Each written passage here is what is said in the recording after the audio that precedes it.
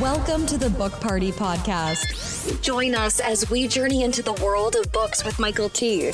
Prepare to be captivated by engaging interviews, insightful discussions, and fascinating stories. You'll discover new adventures and gain insight into the creative process of the authors themselves as they share their struggles and accomplishments. Now let's hear from Michael T. This is Michael T., and this is the Book Party Podcast. Meet Don Greenfield, an extraordinary author and creative dynamo. Step into the world of imagination and literary wonders, crafted by the prolific author Don Greenfield, with an impressive portfolio of 29 published books spanning diverse genres. Don has captivated readers with her unparalleled storytelling prowess. Her literary realm encompasses 5 enthralling series, each a unique journey into realms of cozy mystery, captivating sci-fi fantasy, alluring billionaire shapeshifters, and haunting dystopian landscapes. But that's not all. Don's creative mastery extends to a standalone sci-fi romantic adventure that will sweep you off your feet. Beyond the pages of her novels, Don's impact reverberates through her establishment, Artistic Origins, a creative haven she founded in 1995. A true luminary, Don brings her own stories to life and nurtures fellow writers. She wears many hats: a coach who guides aspiring authors, an editor who refines their words, a formatter who shapes their stories, and a publisher who helps dreams become reality. Dawn's passion for storytelling led her to attain a certificate from the prestigious professional program in screenwriting at UCLA in 2002, adding an extra layer of expertise to her already impressive skill set. Now, journey with us as we delve into one of Don's literary gems, Hot Chocolate, a tantalizing blend of a cozy mystery with an astrology theme. Meet the middle-aged Alcott sisters, Madge, Lila Mae, and Dorothea. Heiresses to an Alcott chocolate fortune and mavens of his Houston's elite River Oaks, Madge ambushes Lila Mae with Dorothea's manipulative plea. She can't care for Bernie, her 92-year-old father. Lila Mae explodes in a hissy fit. She had warned Dorothea years ago that they should put Bernie in an assisted living center. Robert, Lila Mae's astrologer, warns of impending problems, and he's rarely wrong. The sister calls in a meeting with Walter Branson, their solicitor. They discuss Bernie's nurse, Bambi Shalene, a blonde bombshell who looks more like a hooker than a nurse. Arrangements are made for Bernie to be transferred over to Lakeside's Assisted Living Center in Uptown Galleria, and a severance package is drawn up for Bambi. Jimmy Ray Shalene, Bambi's bowling alley husband, is enraged that Bambi was let go. He hires ambulance chaser Mark Slade to file a lawsuit for wrongful termination. The suit is thrown out of court, further fueling Jimmy Ray's rage. Bambi had been more than satisfied with her bonus letters of recommendation and praise from the Alcott clan. When Jimmy Ray fails to return home from the bowling alley that night, a series of events shocks the Alcott family and their extended members. This novel exemplifies Don's ability to weave emotions, adventures, and characters into an irresistible tapestry. So grab a cup of your favorite drink, settle in, and prepare to be enchanted by the wordsmithery of Don Greenfield. Now, Don, why don't you take it from here, fill in the blanks a bit, and tell our listeners about yourself. Well, thank you. That was a wonderful introduction, and I really appreciate it. So, to give you an example of how things went for me. I was 31 when I started writing in 1979, and there's a distinction between the first book I wrote and the first book that I published. So the first book was Second Chance, or which is now called Prophecy Athal, that I started in 1979 and didn't finish it until 1984, and then it was published 33 years later.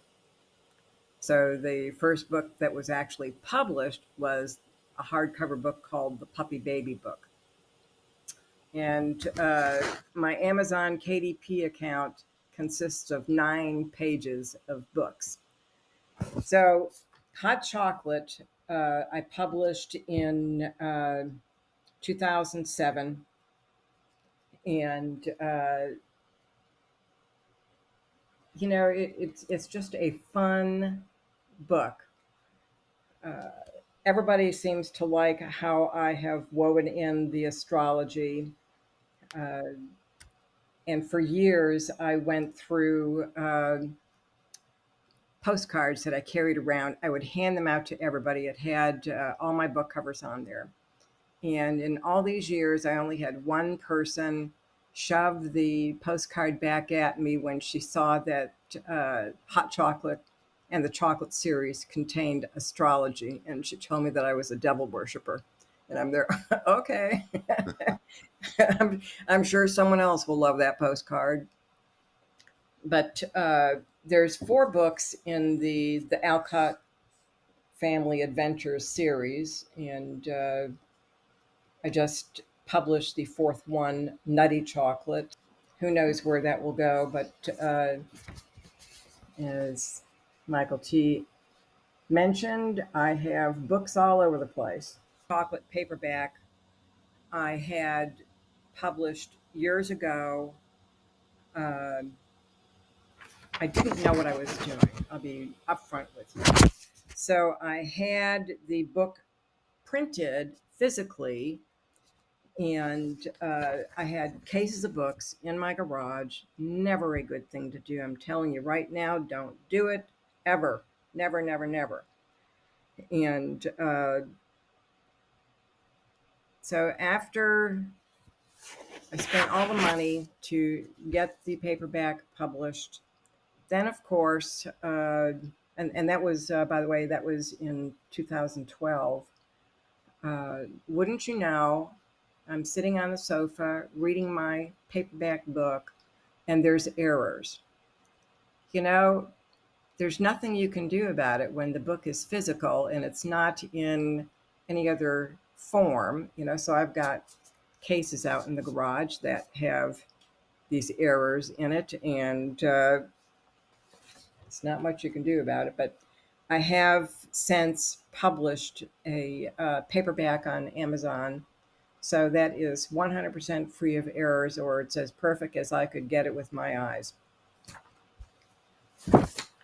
So the Hot Chocolate was an Amazon bestseller in 2012 and 2013, and then it dropped off of there. But it's also it's gained a reader's favorite 5-star certificate, and there's also an audiobook, and it won an Earphones award through AudioFile. So it's got some traction going on, and the characters are just waiting for someone in Hollywood to pick them up and do something with them, because Madge, Lila Mae, and Dorothea are middle-aged. They're in their 60s.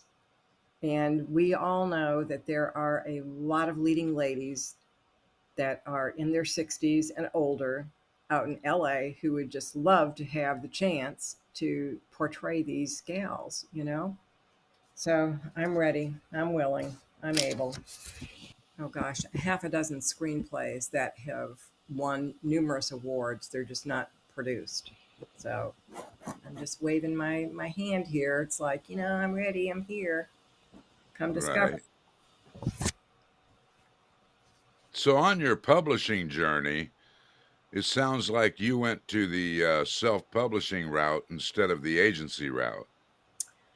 Yeah, and this is something that I tell writers all the time. It's like, okay, first of all, you have to set aside how much time are you going to invest in trying to find either a literary agent or a publisher to take you on. You know, make up your mind. Is it going to be, 5 years, 2 years, 10 years, what? So mine was a decade. And then I said, the hell with that, and I created Artistic Origins and decided to take matters into my own hands. And I'm very, very fortunate that I was a technical writer and I started off at Compact Computer, and uh, I was in the corporate communications department. So the manuals that I wrote, they went through the whole process of, the writing, the editing, the going to the printing house that printed them. So I learned that whole thing, and it really helped my creativity and my publishing endeavor, because I knew that there were certain things that I had to do, certain steps I had to take. So I stumbled around the first few times, but to me it was all worth it in the end. Not only do I publish my own books, but I mean, I have published books for several other authors as well. And it's one thing that people have to realize, that an independent publisher these days doesn't do your marketing. You need to get off your butt and you need to, learn about marketing. My postcards, and I have a two-sided business card that has all the covers of my books shrunk down on the backside of the business card. And I hand them out everywhere. This is part of my marketing campaign. I call it my spamming in person program. And I hand them out at the grocery store, the post office, no matter where I go. I leave them at restaurants, the whole bit. I mean, it's like you have to think of ways to do things. And plus, my hardcover book, the Puppy Baby book, that's through Amazon Advantage, so I get purchase orders from them. And so every single book that I ship out has my card inside there, so people can see that, Oh, and there's also a little sticky that goes on there that says, "Thank you for buying my book. Please share my card." And that book, the Puppy Baby book, has been selling since 2000, which is totally unusual for a self-published book. So, yay, team, I'm doing something right. So, you writers out there that decide, that I have got to have a literary agent, I have got to be traditionally published, you have to determine how long you're going to wait. And when you're finished waiting and you still don't have anything, or if you are like me, you may have had a couple of mom and pop agents that you put all your trust and hopes and prayers into, and they just didn't have enough. They didn't have enough gumption or connections or whatever to do you any good. So it's a journey. It's just really crazy. So Right. yeah. So if you decide to go that route, God bless you. And if you decide not to go that route, instead go, the self-publishing route, then you look at all these self-publishers and try to choose your best. You want to make sure that you get the best services, because I'll Right. tell you Okay. right now that I've had people that have had their stuff published with other companies, and then they come to me to get it fixed. So yay, Okay. yay me. Yeah. Well, take us to a point that you would consider your worst author moment. Well, you're talking about me, myself, in my writing projects, or something Correct. else? Okay. Well, I'll be honest with you, I really don't have a worst author moment, and I do not have writer's block. My problem is just the opposite because I have file folders filled with little scraps of paper with all kinds of story ideas and things.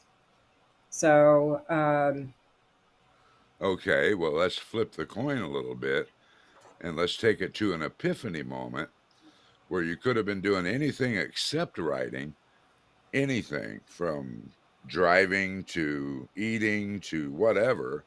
And all of a sudden, something goes off, a light bulb in your head, something, an oh wow moment that, man, I got to have a pen and paper. I got to write this down right now for something that you're working on. And if you don't write it down right now, it's going to fade. So if something goes off, bam, I got to write it down right now. How about a moment like that? well, I'll tell you, uh, I have a pad of paper and a mechanical pencil on my nightstand because many, many times I wake up at, in the middle of the night with this idea that flashes through me. And we all know that, in 5 seconds or less, it's gone unless you write it down. I don't care how well you think that you're going to remember it. But uh, so I have one of my books is The Last Dog. It's a dystopian set in 2086. And this one day I was taking a nap. I was just so exhausted, taking a nap, and the story started going through my mind. And I was just going to ignore it. And it kept going and going and going until it got to the point where I said, okay. So I got up, I went into my home office, and I sat down and I banged out about 10 pages for an outline. And all I can say is you have to take action. You just have to. Uh, Sometimes, I don't know if it's the universe, I don't know what it is, I don't care what it is, my higher self, but I just have these things happening all the time. Uh, I can't even imagine not taking that action. I have talked to authors that don't use an outline. Now, for me, I've only written 3 books. I'm working on number 4. I have to have a solid outline before I can start writing. I have to have one. And it has to be solid. And I write nonfiction. It has to be researched. It has to be, a solid outline. And I talk to authors, oh, I don't use an outline. How can you write without an outline? How can Well, you do that? some of my books I have written with an outline, and I mean a very detailed outline. And the outline changes as you go through the book. But there are some books that I have written without an outline. But my nonfiction books, as you mentioned, yeah, I have a pretty solid outline, and I have folders on my computer with the research information because it's really important to, keep track of, where you found what in case you ever have to go back and change something. So one of the first things that I wrote was, and this was back in 2009, Mastering Your Money. Okay. When I came up with the idea, it was, oh gosh, in the 80s. And then it went through many tweaks. And then and many name changes. At one point in 1995, it was called No More Bounce Checks. And I had, oh gosh, I've got probably 2 fat file folders because I don't just have things on my computer. I am of the old school where you better print it out just in case, So I have all the research material, and even with nonfiction, you find that things may change a little bit. You may deviate, put something, in a different order or whatever. But that same book, It's really funny because I tried getting an agent and I tried getting an editor at a publishing company, and nobody thought that there was any value to it.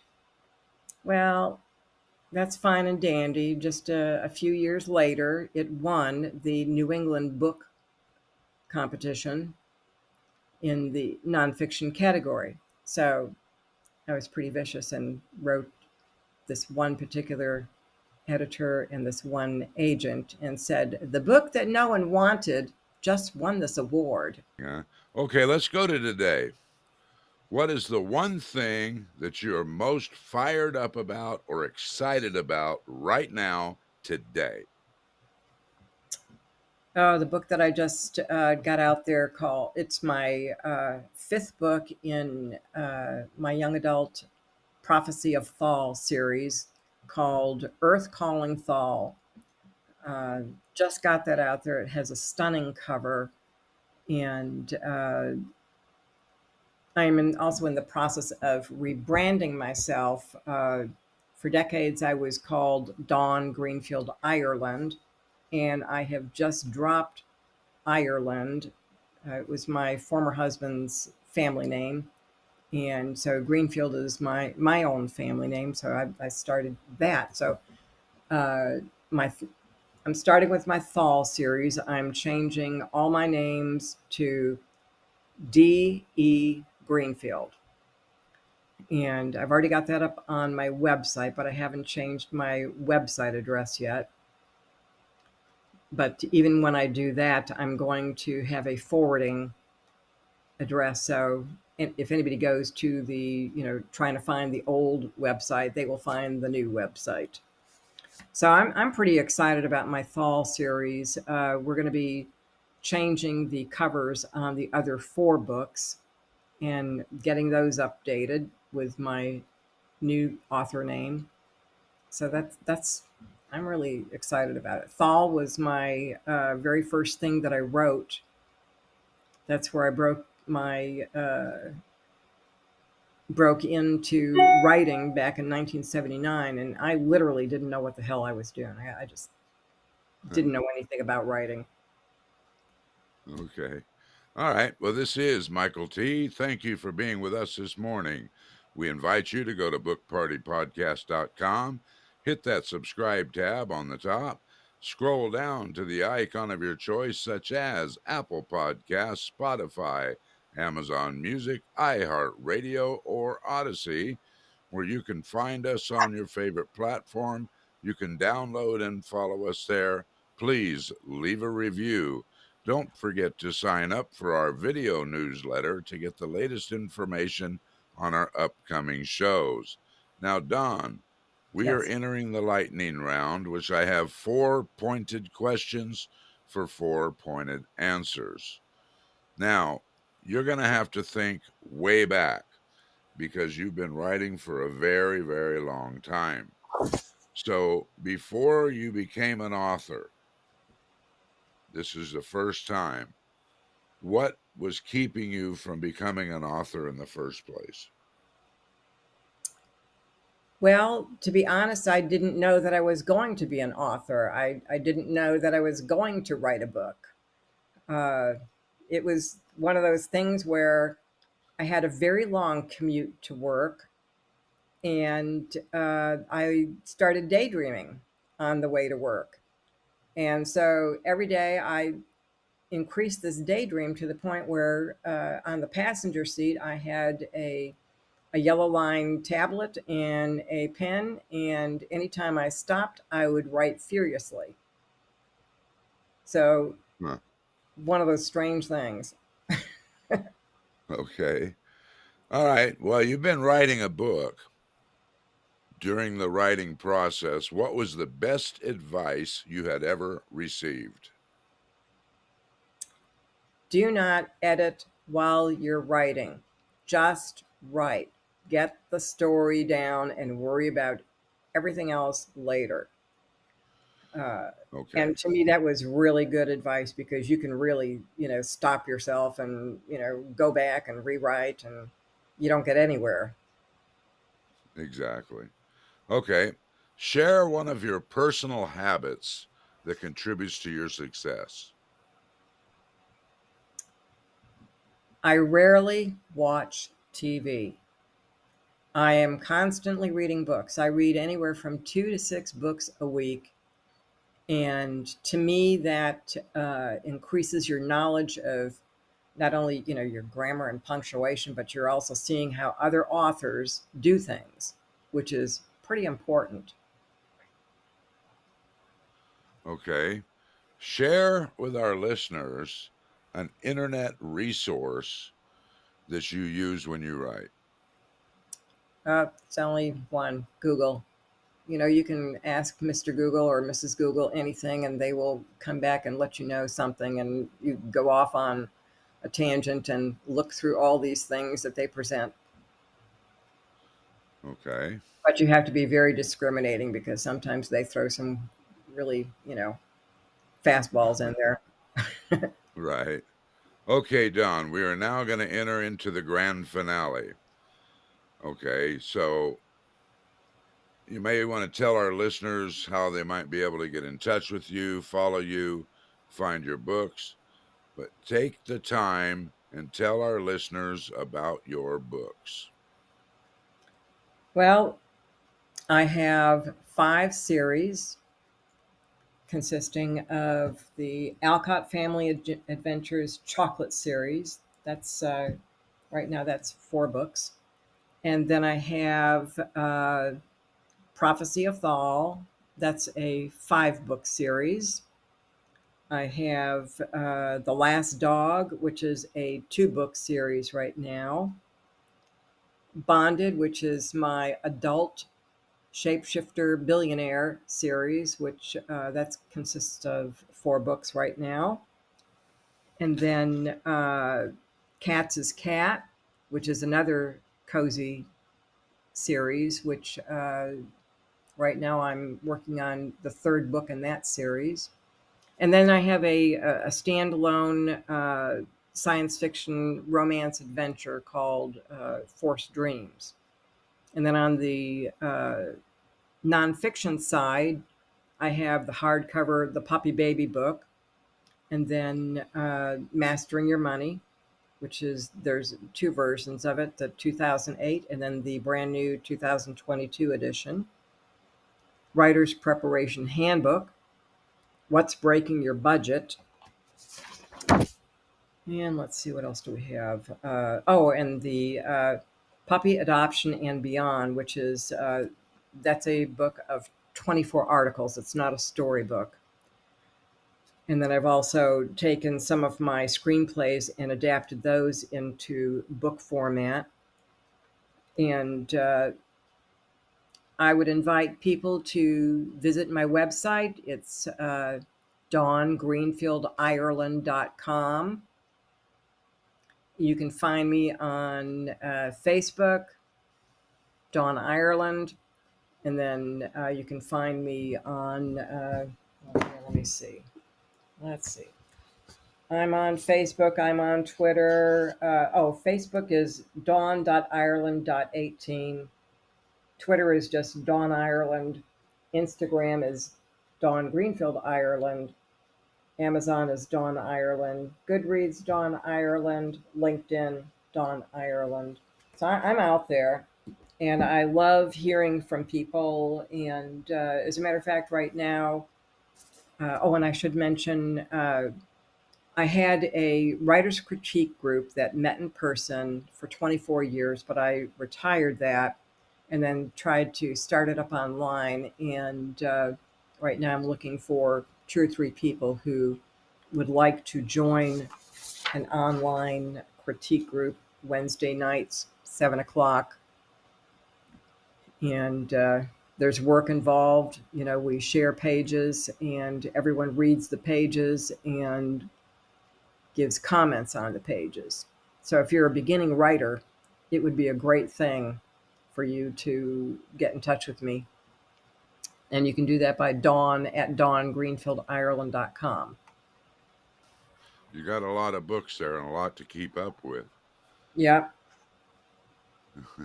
Well, Don, we thank you so much for being here with us today and opening up to us, and I'm sure our listeners appreciate this too. Again, this is Michael T., and I thank you for being with us this morning. To all our listeners, I would invite you to go to bookpartypodcast.com, hit that subscribe tab on top, scroll down to the icon of your choice, where you can find us on one of your favorite platforms, such as Apple Podcasts, Spotify, Amazon Music, iHeartRadio, or Odyssey. You can download and follow us there. Please leave a review. Don't forget to sign up for our video newsletter to get the latest information on our upcoming shows. Book Party Podcast is owned and powered by MTM Publishing, LLC. This is Michael T. signing off. You must not miss our next episode as we delve into a world of inspiration, entertainment, and thought-provoking insights. Join Michael T. on the next Book Party Podcast and experience a new adventure, a new story, and a complete immersion into the world of Pages Unveiled, Chronicles of the Writing Journey.